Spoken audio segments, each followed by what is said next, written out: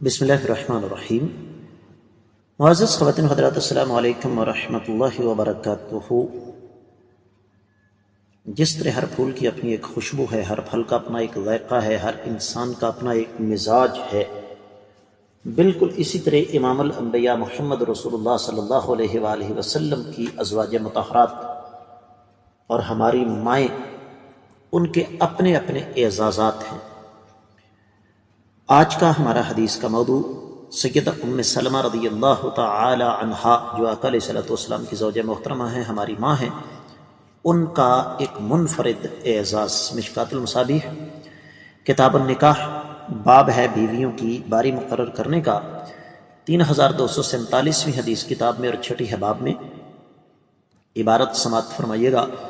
وعن ابی بکر بن عبد الرحمن رضی اللہ عنہ ان رسول اللہ صلی اللہ علیہ وسلم حين تزوج ام سلمة رضی اللہ تعالی عنها واصبحت عنده قال لها ليس بك على اهلك هوان ان شئت صبعت عندك وصبعت عندهن وان شئت ثلثت عندك ودرت قال ثلث، وفي رواية انه قال لها للبكر 7 وللثيب 3۔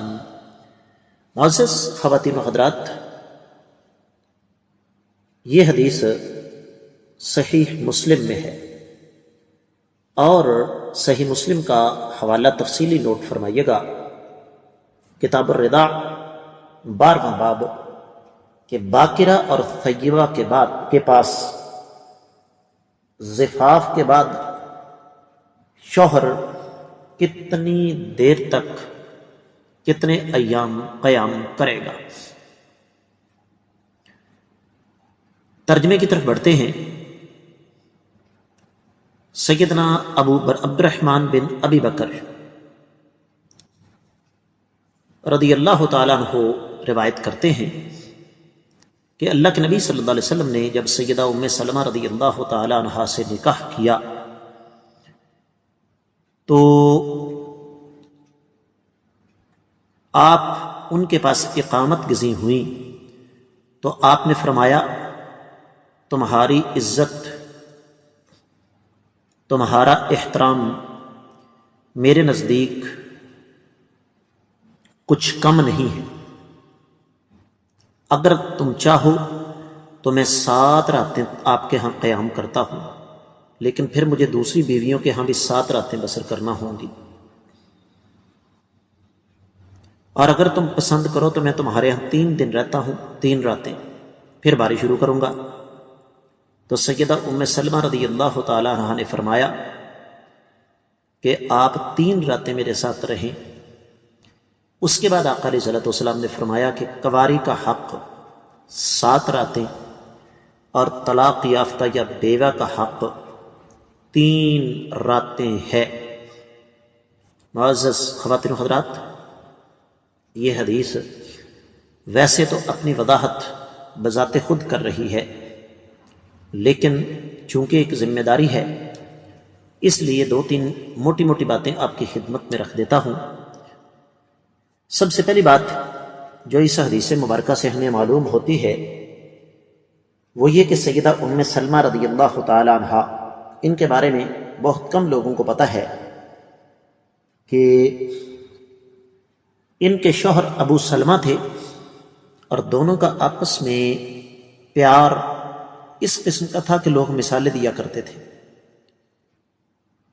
تو ابو سلمہ رضی اللہ تعالیٰ عنہ فوت ہو گئے تو یہ آقا علیہ السلام کی خدمت میں حاضر ہوئیں اور عرض کی اللہ کے رسول صلی اللہ علیہ وسلم دعا کیجیے اللہ مجھے صبر دے، ابو سلمہ کی جدائی برداشت نہیں ہو رہی۔ نبی کریم صلی اللہ علیہ وآلہ وسلم نے دعا کی، اے الہ العالمین، ام سلمہ کو ابو سلمہ سے بہتر شوہر عطا فرما۔ اگلے الفاظ توجہ کے ساتھ سنیے گا۔ فرماتی ہیں میں یہ دعا سن کر بڑی حیران ہوئی، اس وجہ سے کہ میرے نزدیک ابو سلمہ سے بہتر مرد روئے زمین پر کوئی نہیں تھا، لیکن آقا علیہ الصلوۃ والسلام کی اس دعا کا پتہ مجھے تب چلا جب آقا علیہ السلام نے مجھے نکاح کا پیغام بھیجا، کیونکہ یہ کثیر العیال تھی، ان کے بچے تھے کافی، تو عربوں کے ہاں یہ دستور تھا، بلکہ ہمارے ہاں بھی یہ سلسلہ ہے کہ بچوں والی خاتون کے ساتھ کوئی بھی اتنی آسانی کے ساتھ نکاح نہیں کرتا۔ تو ان کا یہ اعزاز ہے کہ کائنات کے امام صلی اللہ علیہ وآلہ وسلم نے کثیر العیال ہونے کے باوجود اپنی دیگر بیویوں کی طرح ان کو عزت دی، ان کو احترام دیا، اور کائنات کا امام ہونے کے باوجود آقا علیہ الصلوۃ والسلام نے جو ان کا حق تھا اس انداز سے ان کو دیا کہ ان کو مکمل اختیار دے دیا کہ جیسے آپ کو ہوگی میں ویسے ہی کر لوں گا۔ باقی یہ حدیثوں میں بتاتی ہے کہ آقا علیہ الصلوۃ والسلام کا اپنا عمل وہ آپ کی تخصیص ہو سکتا ہے، لیکن کنواری کے ہاں 7 دن اور طلاق یافتہ یا بیوہ کے ہاں 7 راتیں 3 راتیں قیام کرنا چاہیے۔ اس کے ساتھ ہی آج کے سبق سے اجازت دیجیے۔ السلام علیکم ورحمۃ اللہ وبرکاتہ۔